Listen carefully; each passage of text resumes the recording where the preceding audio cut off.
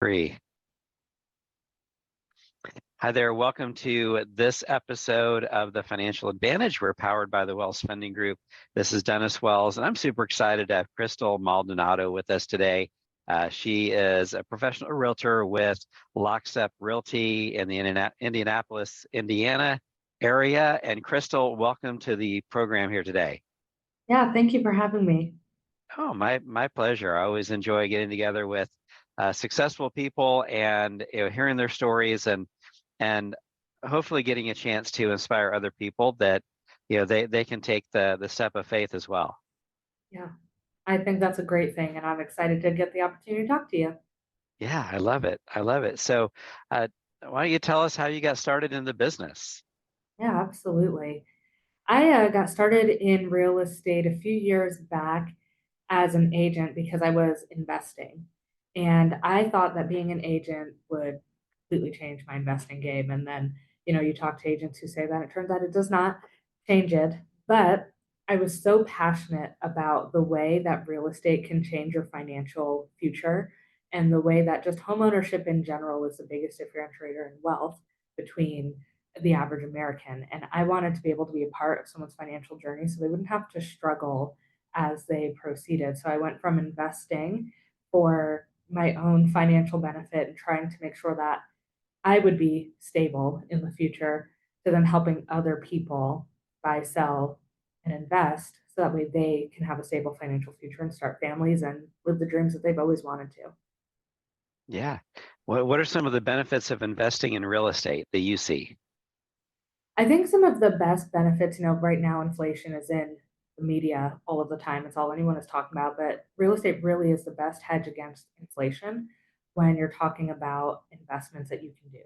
And part of the reason for that is the leverage that comes from getting a loan on a property where you have a fixed rate debt. And as money becomes less valuable, your payment ends up staying the same. Where if you had invested in a stock or a bond or some other crypto strategy or something to that effect, you really don't have the leverage aspect that keeps everything the same in your income. Yeah, that's amazing because I talk with people a lot that if you put 3% down on a house that conservatively is appreciating at 4, maybe 5% a year, you're getting 125, 133, 166% return on your investment every single year. And I don't know any other investment that can do that other than real estate. Absolutely. And then there's all the tax benefits too. So you Yeah, can win every avenue in real estate. yeah, absolutely. What are some of the tax benefits that you see with real estate? Believe your mortgage interest deduction, if you're just talking strictly like I own this rental.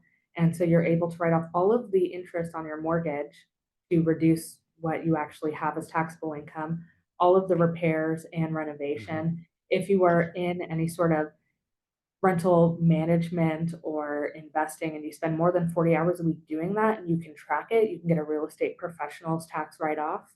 And you don't have to be an agent, you don't have to be a lender, you could just be a regular investor and get that for spending 40 hours a week focused on building your financial future. Yeah, that's amazing. So very good. Now, how many properties do you own? I own six. Okay, very Yeah. good. Do you Awesome. invest? Um, I have invested in primary residences. I did have a rental for a short time, but yeah, definitely something to look at for sure.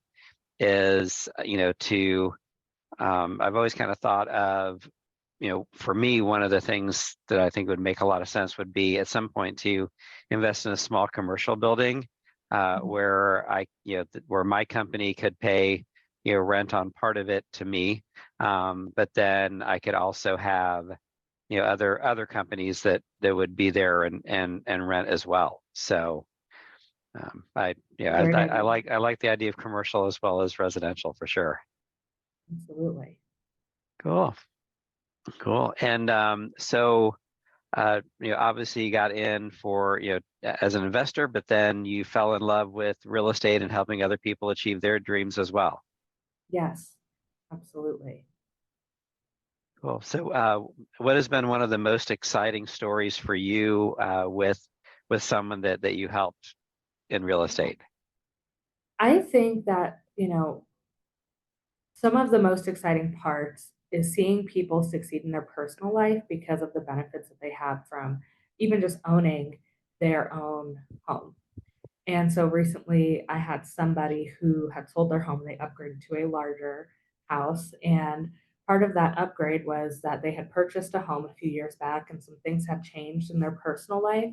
And they now needed space to accommodate not only a growing family, but aging parents. And so they had bought originally a smaller home, sold it, and then are moving on to something bigger where now they can take care of their kids and they can take care of their parents at the same time. But they were able to utilize all of the equity that they built up over the last couple years of appreciation to use as a down payment. And they Hmm. didn't need to dig into their savings to do that.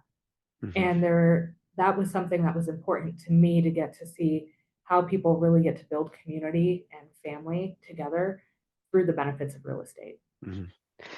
Yeah, I love it. One of the things that we're offering to, you know, let's say our clients or just anybody that's really interested, is called an equity transition plan, because there are people that maybe feel like that they're trapped because they would like to live in a different area or a bigger house or a smaller house, but they have a really low interest rate that they got through the COVID time, and then so they feel like, well, I don't want to give up my 3% rate to go live where I want to be.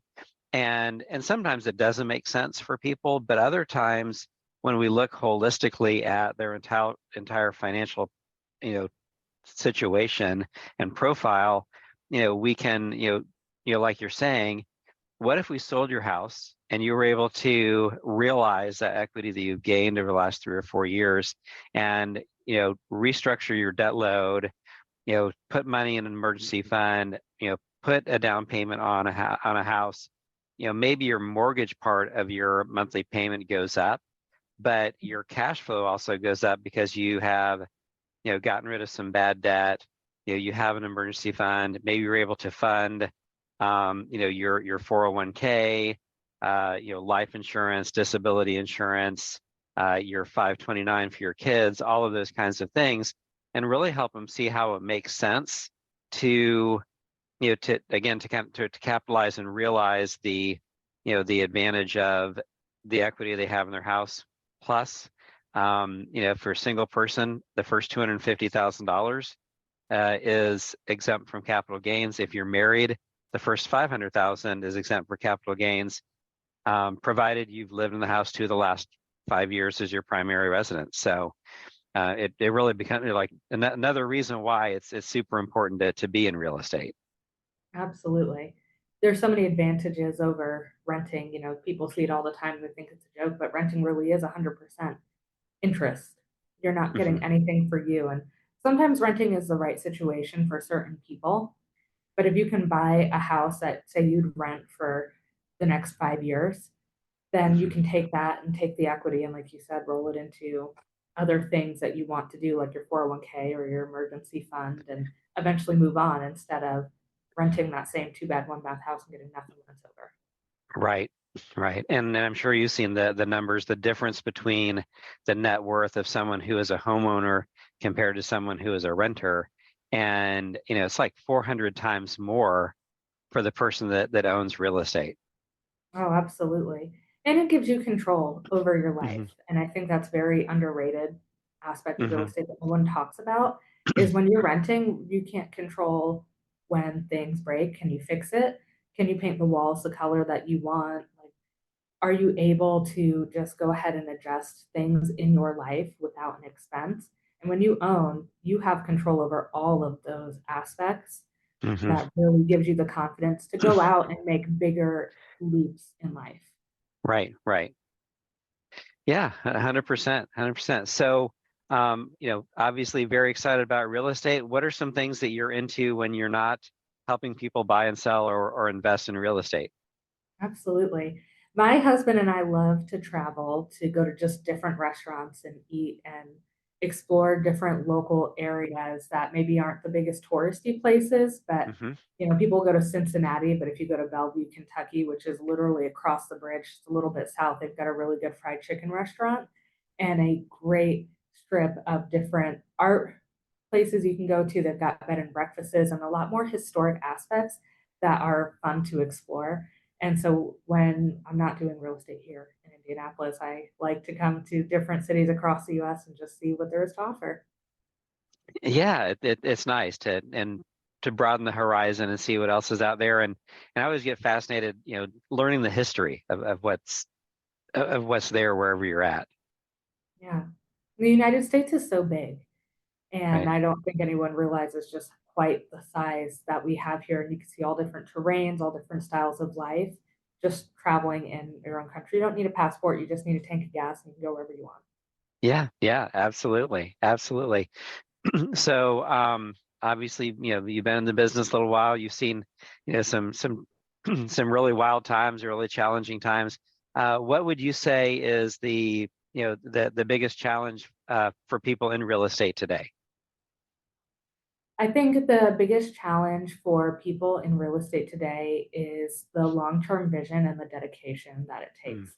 Whether you're looking to buy or whether you're going to become an agent, when you're getting into real estate, it's a commitment and it's going Hmm. to take time and effort and energy. And nobody wants to talk about the work that it's going to take to maintain the home that you're going to buy. You have to change your furnace filters, and you would think that people know that that's what has to be done, but it doesn't always happen. And making sure that you're switching your families. And if you're going to be an agent, then you need to take the time to sit down and message people and follow up with your sphere and make sure your clients who've closed on a house are doing okay a couple months later. Just because the transaction is done does not mean that your relationship with them is over. And I think when we talk about, finding success and doing things, it's really going the extra mile and the further distance to get stuff taken care of. Yeah, yeah, I totally agree. That we have to have the perspective that we're going to be in this for the long haul, and that the value of our clients and that relationship. I tell people all the time that most people think my job ends when you get the keys to your house, where I feel like that's really when my job starts because I've helped you create this debt. Now my professional responsibility is to help you manage that debt and lower the cost of borrowing over time. So whether it is a no point, no cost refinance, or helping you with that equity transition plan, or looking for ways to help you swap out expensive debt for cheaper debt, you know just really being that debt manager for people. And tell me all the time, I'll feel like I've done my job for a client when they're totally debt free and they have that financial freedom that you can have with real estate. And they're moving comfortably into that retirement age, and that they don't need me to manage their debt anymore because they don't have any. So Right. Hmm. That's awesome. so yeah, absolutely. So what are some things that you are seeing, maybe, related to, buyers in the market today? Are you seeing, any discouragement, or what Yeah. advice would you have to someone who's looking to buy their first house? My advice to someone looking to buy their first house right now is to jump in with both feet and do it. You'll see all of this advice online about is now the right time or should you have done it a couple years ago. And the thing about, real estate is it is like a tree. The best time to plant was yesterday. The second best time is today.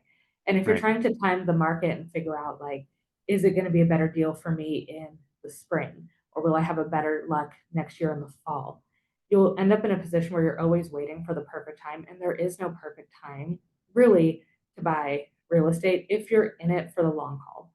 If you're Hmm. looking to do some sort of like quick flip, obviously that can get challenging. But if you're looking for the house that you want to spend the next few years of your life in, then I think looking and making the right financial decision, working with a good lender to know what you can afford comfortably, not what your maximum, pre-approval number is, but what is the number that makes the most sense for you monthly to buy a house, and then finding that and moving in and not letting people like your friends or your family try and talk you out of it. When I bought my first house, my dad told me I would lose my shirt. And when I lost my shirt, I couldn't come home.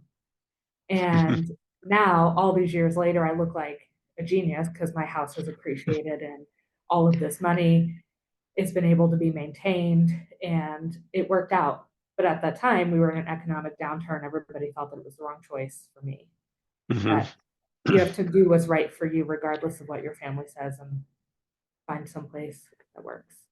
Right, right. And I think a lot of times it is, the Warren Buffett idea of, um, that you're greedy when people are fearful and you're fearful when people are greedy, kind of a thing Yeah, that, and obviously, from an investing side, you want to make sure that you're getting, the price, is super important because that's going to determine, your starting point and what you're going to make on it. But at the same point, you can't expect to get something today for what you could have gotten it 2 or 3 years ago. And we're telling people that all the time. It's like, get the house now, because right now I think there's a lot of people that are waiting, maybe for the election, maybe for rates to come down farther, maybe for, next year, for whatever, a bunch of different reasons. And so there's less competition out there right now so that you can get, absolutely. something that you want. And then, yeah, as rates come down, we can always fix that. Like I said, a no point, no cost refi, or at least a low cost refi on that, depending on, loan amount, those kinds of things. We can fix that monthly payment. What we can't do is get you back the equity that you would have received had you bought now and held till then. 'Cause I think this statistic I heard was, for every 1% reduction in rate, there's another 5 million people that are able to purchase. And, and we just don't have that amount of, the inventory is already low on historical levels.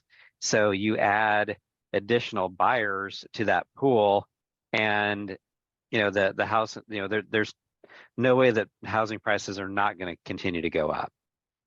No, it hasn't done that in the last 100 years of U.S. history. Prices Right, always go up. They might come down temporarily, right.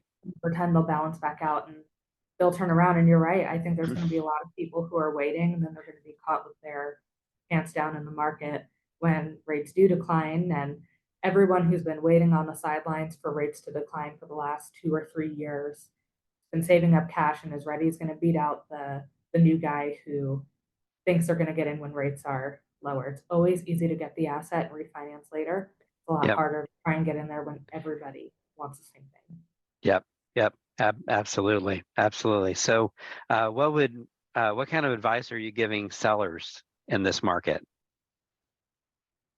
The biggest advice that I have for sellers right now is to really focus and on getting your home dialed in and ready for the market. You need to make sure that it's clean, it's free of clutter, and it's prepared for what buyers are going to expect. Clutter eats your equity, dirt will eat your equity in your home. And what we are seeing with the reduced competition right now with the buyers who are waiting for market declines or the fear of the election, if you're coming out with a property that maybe needed a touch up coat of paint or has some sort of damage in the house, you're going to sit on the market substantially longer. You need to price well, but you also need to be in a good condition because it's only price, condition, and location that sells a home. And you have to Hmm. have two out of the three. And so Right. if you're someone who does not want to take the extra step to finish painting or clean up your home, then you need to take that into consideration with price. Hmm. And nobody wants to do that. You always want to sell your house for the highest amount possible. It's worth it to spend the extra time cleaning and preparing to sell before anybody else does. Yeah, yeah, 100%. And some of the, you touched on that. It's like, you know, paint isn't as cheap as it used to be, but it's not super expensive compared to what you can get out of the house if people walk in and, oh, it kind of smells like fresh paint and it's a neutral color. And so you could kind of see anything that you have, you know, going in this type of house because it's not like, oh, that's an interesting shade of green or whatever, Mhm. that sometimes I'm sure you see all sorts of uh things when you're taking buyers through houses and like, you know, scratch your head sometimes. But yeah, I totally agree. It's like, and making your house as appealing to as many people as possible, because some of the things that I'm sure all of us are the same way where, you know, everybody's weird in their own way. So you maybe have somebody who's like, oh, I really think this is great. Well, but you're the only one. So you want Right. to make sure that it's like, the majority of people would think, that kind of thing is great, so. And the majority of people are not imaginative. They cannot look at a space Hmm. and see what it's going to be. And you would hope that as they're walking through, they could see, oh, well, this is what it would look like with my curtains or my couch, or if I painted the wall from green to maybe blue, I'd like it more. But they can't see past it. And Hmm. coming in and assuming, well, someone will know that they can repaint it themselves. They might not be able to because the average person is just not as creative as we like to think that we are. When you're walking into a space and you see somebody else's stuff there, it's hard to see where your stuff fits in. Hmm. Yeah. Yeah. Totally agree. Totally agree. So you're on a team at Lockstep? I am. So we are Lockstep Realty brokered by EXP. And so we're Okay. a team of about 22 people. We've got a nice admin support staff, and then we work with a collection of different agents. And we're always looking for somebody new who might have talent to bring them on the team. Yeah. Yeah. I love it. Because you're really, being in the lending world, being in the real estate world, regardless of who you work for, you are your own company and you are your own brand. I think maybe there was a day when, people would, see the color sign in the yard and be like, oh, that's the company I want to use.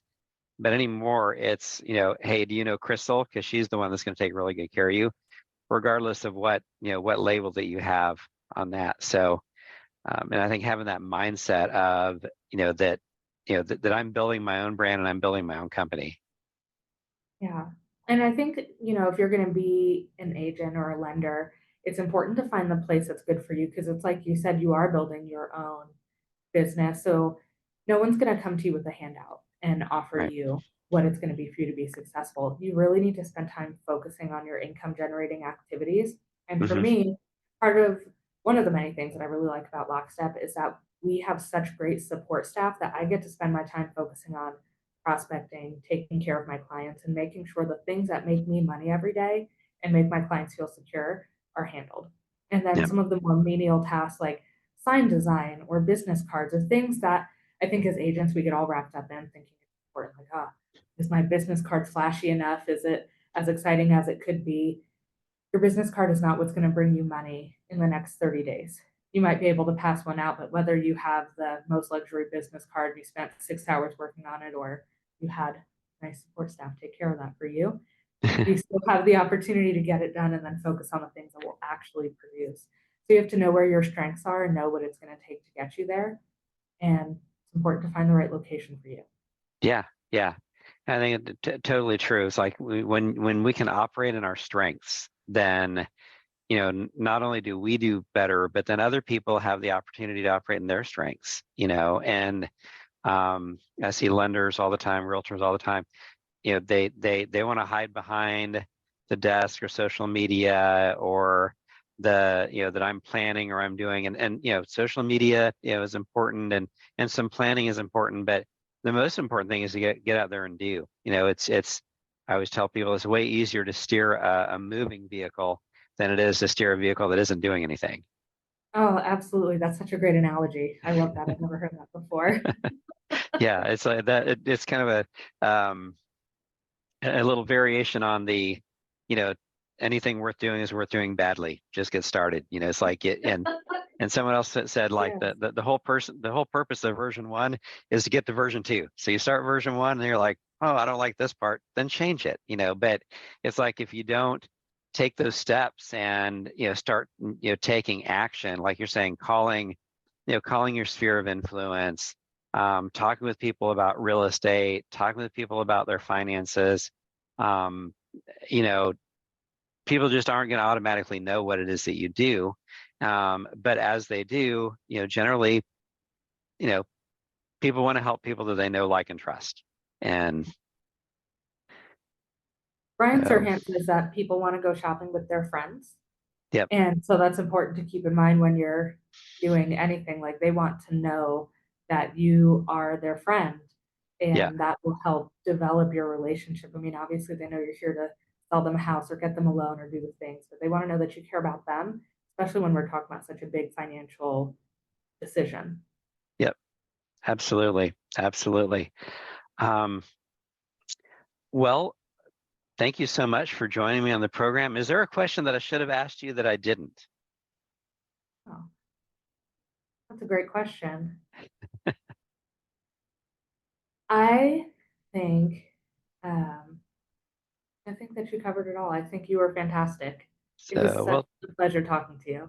well, thank you. Thank you. Likewise, like I said, I always love being around great people, and the whole idea that you are the sum of, the five people you spend the most time with, it is huge, and that's the other thing, right? Talking about, you know, if you're wanting to get into real estate where you want to work, or getting into lending where you want to work, and it's like you got to find a place where it's your people and that they are success minded, and that they're willing to do those things that that you know people that are not achieving success aren't willing to do.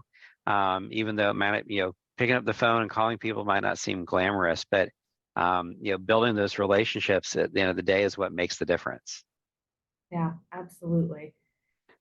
You get glamour through all the difficult things that you do every day. Absolutely. Absolutely. Well, Krystal, I'm sure that people want to reach out to you here if they want to talk about buying or selling or getting into real estate. What's the best way for them to contact you? Yeah. My cell phone number is 845-341-3411. And you could reach me there easiest. If you're a little phone shy, then you can email me at Krystal, Krystal, at locksteprealty.com. But give me a call. I'd love to chat. Yeah, yeah, I love it. Well, thank you so much again for joining us. And thank everyone for listening to the Financial Advantage powered by the Wells Funding Group. You can reach us at 219-230-8400. We'd love it if you would like and subscribe to the podcast on whatever streaming platform that you're on. And of course, share this with two or three friends that are interested in real estate or investing or talking about finances. We would love to have some more conversations with people for sure. All Great. right. Thanks. Krystal, thank you again for being with us here today. Yeah, have a great day, Dennis. Thank you. All right. Thank you. Bye-bye.